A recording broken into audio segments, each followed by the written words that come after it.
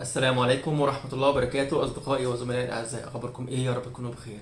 إن شاء الله النهاردة ميعادنا مع فيديو جديد ومعلومة جديدة إن شاء الله هتهمنا وهتفيدنا. والنهاردة إن شاء الله الفيديو هيبقى فيه معلومات كتير منا ما يعرفهاش. عشان تعرف إيه اللي هيتقال النهاردة جديد أنت ما تعرفوش أو غيرك ما يعرفوش، تابع معايا الفيديو. وريت ما تنساش وما تبخلش عليا إنك أنت تدوس إعجاب وتشترك في القناة وتشارك الرابط مع الغير علشان الفايدة تزيد. تعالوا بينا نكمل الفيديو ونشوف هنقول إيه. بسم الله الرحمن الرحيم. أصدقائي وزملائي الأعزاء، إن شاء الله النهاردة هنتكلم عن حاجة مهمة، وسيلة من الوسائل اللي بنشتغل بيها في مكافحة حشرات الصحة العامة، خصوصا في الحشرات الزاحفة الصراصير أو النمل. تمام. لكن في أغلبنا بيتصرف تصرفات غلط، أو إحنا كمان بنسمع من العميل نفسه عن تصرف غلط بيحصل. إيه اللي إحنا هنتكلم عليه النهاردة؟ هنتكلم عن عجينة الصرصار أو الجل المستخدم لمكافحة الصراصير والنمل. كويس؟ تمام. دلوقتي احنا عندنا وسيلتين للقضاء على الصرصار او النمل: الرش والعجينة، او الرش والجل. كويس؟ تمام. دلوقتي لو في مهندس عندي داخل يشتغل على اوردر مكافحة الصراصير الالماني في مطبخ، كويس؟ ازاي المهندس يقرر انه يرش وازاي يقرر انه هيشتغل بالجل؟ تمام؟ كويس. وفي شق تاني للسؤال: اشتغل بالوسيلتين مع بعض ولا وسيلة واحدة بس؟ كويس. لان غالبية العملاء بنسمع كلام، يعني دلوقتي بيقول لك انا جالي حد اشتغل بالوسيلتين مع بعض. النهاردة هنعرف الكلام ده صح ولا غلط. كويس. تمام. الاول مبدئيا، الجل او عجينة الصرصار ده المستهدف بيه الصرصار الصغير، الحجم الصغير اللي لسه ولده، اللي احنا بنقول عليها ولده خارج من البيضه. كويس. ده ليه؟ ده علشان الماده الفعاله المعمول بيها الجل بيبقى ماده قليله جدا. كويس. هيبقى مستهدف بيها الصرصار الصغير، لكن الكبير بتبقى مناعته اقوى، هياخد معاك فتره اطول لحد ما يتقضي عليه. ده الفرق ما بين الجل والرش. الرش احنا بنخش على طول بنشتغل بمادة ريحتها نفاذة وقوية، بتشتغل بالملامسة او معوي، فبتبقى اسرع في الابادة او في المكافحة، اسف. بعكس الجل اللي بيجذب الصرصار ريحته، ريحة المنتج نفسه او العجينة نفسها، ده اللي بيجذبه ريحة اللي بيجذب الصرصار ريحة المنتج نفسه، جل او عجينة، فبيروح ياكل، فهو معوي. الجل معوي، لازم الصرصار ياكله، تمام، علشان يبدأ يموت. ما كلوش يبقى هيفضل عايش. تمام. لكل وسيلة ميزة وليها عيب. كويس. ميزة الرش نسبة المكافحة هتبقى أعلى، لكن بنيجي من الرش او بعيوب الرش: الريحه الشديده، ريحه قويه، لازم اخلي المكان او لازم اسيب المكان مقفول لمده ساعتين اقل تقدير. كويس. تمام. طيب، الجل عيوبه ايه ومميزاته ايه؟ الجل مميزاته الاول ان احنا ممكن نشتغل في مكان ما اقدرش عادي خالص ما اشيلش الاواني موجوده، المطبخ كله موجود. تمام. بشتغل بنقط معينة في أماكن مدروسة ومعمول حسابها بعيد عن الإيد.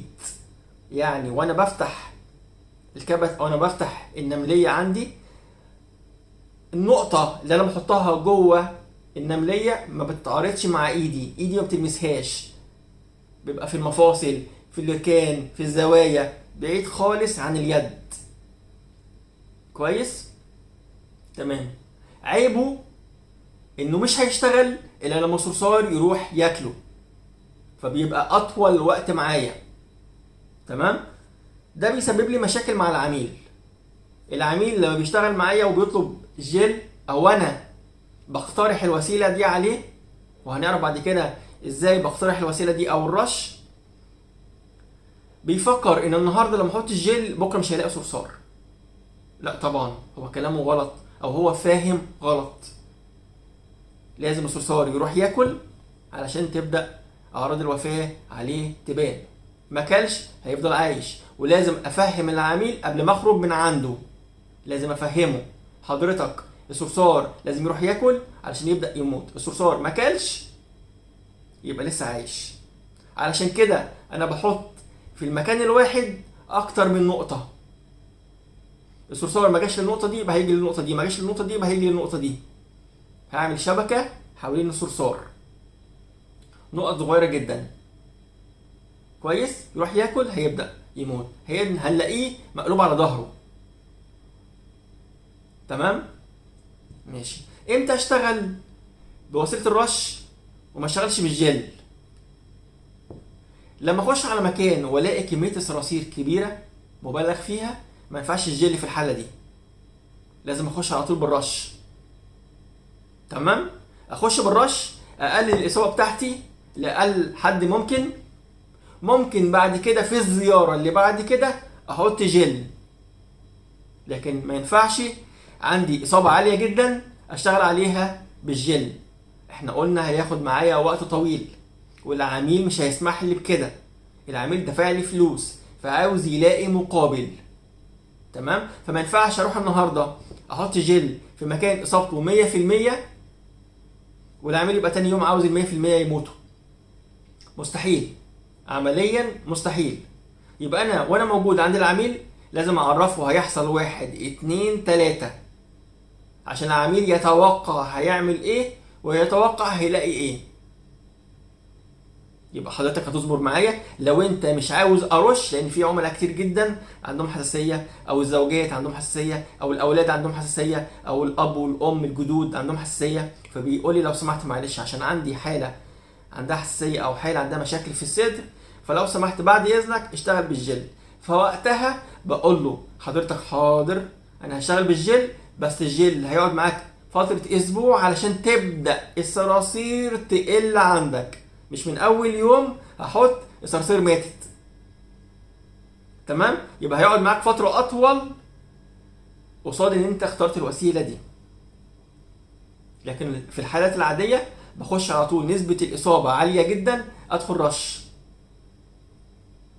ممكن يساندني الجل مع المرحله الثانيه او في الرشه الثانيه. تمام، يبقى دلوقتي شيء بديهي هنخش على السؤال اللي قلته لكم في اول الحلقه. هل ينفع اشتغل بالوسيلتين في نفس الوقت؟ اشتغل برش بعد ما اخلص الرش احط الجل؟ اقول لك لا غلط، ما ينفعش. ليه؟ هقول لك ليه. الجل ده احنا قلنا بيشتغل عن طريق ريحه العجينه اللي محطوطه، هي اللي بتجذب الصرصار. يعني نعرف من كده ان لازم الريحه هي اللي بتبقى موجوده منتشره في المكان، مفيش غيرها روايح علشان الصرصار يميزها. تمام؟ تمام، يبقى دلوقتي هيتنافى معايا وجود الوسيله الاولى اللي هي الرش، لان الرش ريحته قويه جدا. فلو الرش حطيته وريحته قويه وهتبقى ريحته تلقائي اقوى من وظاهره من ريحه الجل، يبقى كاني ما حطيتش جل. يبقى الصرصار هيشم ريحه المبيد العادي خالص ومش هيشم ريحه الجل، لان ريحه المبيد هتطغى على ريحه الجل، فالمكان مش هيبقى مستفاد. انت كده الصرصار هيموت من ريحه من ريحه المبيد. مبيد ريحته قويه بيتعامل بالملامسه. دي حاجه. الحاجه الثانيه، لو انت اشتغلت بالوسيلتين في نفس الوقت يبقى انت كده هدرت وسيله. انت كده هدرت وصرفت وسيله كان ممكن مستهدف بيها مكان تاني اولى بيه. فهمتني؟ ابسطها لحضرتك. دلوقتي انا دخلت مكان العميل بيقول لي انا عاوزك تشتغل بالوسيلتين. لازم كدور حضرتك مش تنفذ اللي بيتقالك. كدور حضرتك مهندس، انت اللي تقول للعميل احنا هنشتغل كذا وهنعمل كذا وهنسوي كذا. العميل جايبك علشان انت متخصص، فما ينفعش حضرتك تسمع كلام العميل خصوصا لو غلط الكلام. لازم تقنع العميل بحسن كلامك. تمام؟ حضرتك ما ينفعش اشتغل بالوسيلتين، علشان لو اشتغلت بوسيله الرش ريحته نفاذه وقويه هتطغي على ريحه الجل، فالصرصار مش هيشم ريحه للجل، هيشم ريحه للمبيد. فانا كده حتى لو انا خلصت حقنه واحده او علبه واحده او سرنجه واحده، يبقى كده مش هستفيد بيها صرصار في حاجه، يبقى انا حطيتها تمام، كان اولى بيها مكان تاني، يبقى انت كده هدرت مني حقنه كامله وراحت في الهواء، ما استفدتش بيها صرصار. تمام. يبقى الكلام اللي بيطبق على الجل هو اللي بيطبق على عجينه الصرصار، العجينه اللي هي انا بقدر اصنعها بايدي. الجل عاده اللي بيجي مستورد او شركات هي اللي بتعمله لي. في جل للصرصار، ده جل للصرصار، وفي جل تاني للنمل. ايه الفرق ما بين الاثنين؟ هنلاقي انا هكتب لكم الماده، اسم الماده الفعاله. تمام. ما بين الماده الفعاله هنا وهنا اقل مع النمل، اقوى مع الصرصار، بس يعني بكلام لا يذكر. تمام. هنا 5%، هنا 6%، درجة واحدة بس من 100 هي أزيد من الصرصار للنمل. كويس. يبقى الصرصار لو احنا حطينا النقط اللي احنا قلنا عليها وننتشر في الأماكن البعيدة عن اليد الخاوية، إن إيدي ما تلمسش الجل ده، هيبدأ الصرصار يروح عن طريق ريحة الجل الموجودة اللي هو بتجذب الصرصار، سواء جل او عجينه انا بعملها على ايدي. تمام. بتبدا الصراصير تروح تاكل، تبدا تنزل، او اعراض الوفاه تبدا تموت عليها. نفس الموضوع مع النمل. النمل هنلاقي فيه حاجه، النمل لما بحط النقط بتاعته بلاقي النمل على طول بيتجمع في حلقات حوالين النقطه اللي انا عملتها، ويبدا ياكل برضه وبيبدا ينزل ميت. يبقى دلوقتي انا جبت لكم على عده اسئله: امتى اشتغل بالجل وامتى اشتغل بالرش؟ امتى اختار ارش وامتى اختار لا انصح ان انا اشتغل بالجل؟ تمام. وهل ينفع اشتغل بالوسيلتين مع بعض ولا لا؟ لا طبعا ما ينفعش. ما ينفعش. حتى لو العميل قال لك اعمل كده، قول له لا ما ينفعش حضرتك، انت جاي عشان متخصص عشان اشتغل صح، ولازم تشتغل بما يرضي الله. لو انت عارف اللي بتعمله غلط يبقى تقول للعميل اللي انا هعمله غلط وما ينفعش. العميل في الاخر ليه ان نقدر نكافح الآفة اللي احنا جينا عشانها، ده اللي ليه في الاخر. تمام. شغل الصح ده بتاعك انت، بتاع حضرتك انت اللي ادرى، وانت المتخصص وعارف تكافح الآفة اللي قدامك دي ازاي.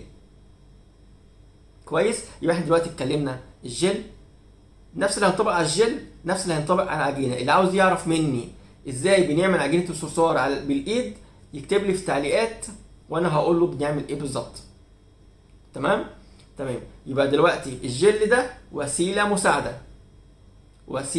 مساعده، المستهدف بيها صرصار الصغير اللي خارج من البيضه، عشان مناعته اضعف بحكم ان هو لسه مولود، فالمناعه بتاعته ضعيفه، فاقل حاجه فيها سميه هتاثر عليه، بعكس الكبير مناعته اقوى، فهياخد وقت زمني اطول علشان تبدا اعراض الوفاه عليه. تمام. اللي عنده اي تساؤل انا ما جاوبتش عليه في الحلقه يكتب لي وانا هبدا ارد عليه. يا ريت استاذنكم، يا ريت نزود التفاعل عشان تحسسوني اني بعمل حاجه مفيده ليكم. تمام. وارجوكم اللي بيخش لاول مره يشوف القناه ما يبخلش انه يدوس اعجاب، ما يبخلش انه يشترك في القناه، ما يبخلش انه يشارك الحلقه مع الغير علشان الفايده تزيد. بيا وبيكم العلم هيزيد. اسف جدا اني طولت على حضرتك، ومتشكر جدا جدا ليكم، ومتشكر جدا للتعليقات الجميله جدا اللي بتوصلني، بتفرحني بجد، بتفرحني. السلام عليكم ورحمه الله وبركاته.